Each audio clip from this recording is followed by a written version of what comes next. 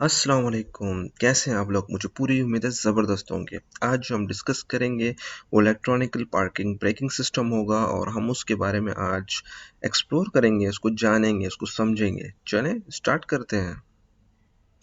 Electronic parking brake की switch है जो कि यहाँ पर गाड़ी के इंटीरियर में लगा होता है और इसकी यहाँ पर एक एलईडी लगी हुई होती है और इसको अगर हम ऐसे इसकी कंस्ट्रक्शन होती है ओपन करके अगर देखेंगे तो इसके जो है ना इस तरह के कंपोनेंट्स हैं और बड़ा कॉम्प्लिकेटेड और क्लस्टर में इसकी लाइट शो हो रही होती है।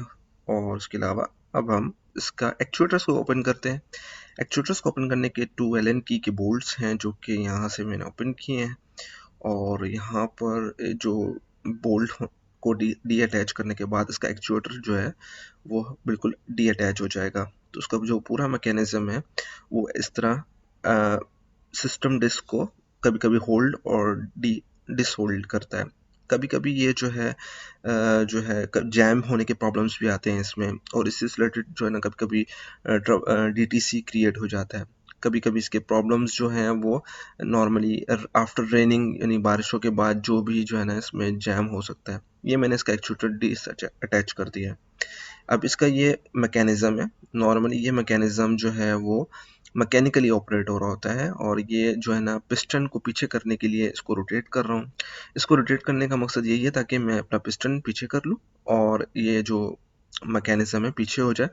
तो इसके लिए अगर मुझे डिस्क डालनी हो या ब्रेक पैड्स डालने हो तो ये मैं इसको पिस्टन पीछे कर सकता हूँ। इसको जब मैं प्रेस करूँगा तो ये पिस्टन पीछे हो जाएगा। इसका मैकेनिज्म कुछ इस तरीके से है कि कुछ इसमें कंपोनेंट्स लगे होते हैं, मोटर भी साथ लगी हुई होती है। तो ये मैं इसको प्रेस कर रहा हूँ और ये थोड़ा सा दब के पीछे हो जाएगा।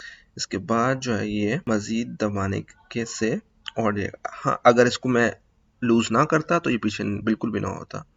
तो इसलिए इसको लूज करना बहुत ज़रूरी है। तो इसी वजह से ये पीछे हो गया। तो ये इसका जो है मैकेनिज्म था। तो एक इम्पॉर्टेंट चीज़ ये है जो मैं यहाँ डिस्कस करूँगा कि इलेक्ट्रॉनिक पार्किंग ब्रेक यहाँ जो यूज़ हो रही है उसके अंदर ब्रेक शू यूज़ नहीं हो रहे, यानी कि ब्रेक पैड्स ही एज अ पार्किंग ब्रेक के तौर पे इस्तेमाल हो रहे हैं, यानी कि कम से कम कंपोनेंट्स यूज़ हो रहे हैं। तो इसी तरीके से इसके अंदर मज़ीद फंक्शनैलिटी देने के लिए जब हम इस अपना शिफ्ट लीवर पार्किंग की तरफ लेके जाएंगे तो ये ऑटोमेटिक इंगेज हो जाएगा और इसी तरीके से जैसे पार्किंग को हम शिफ्ट लीवर हम डी की तरफ लेके जाएंगे तो ये डिसंगेज हो जाएगा।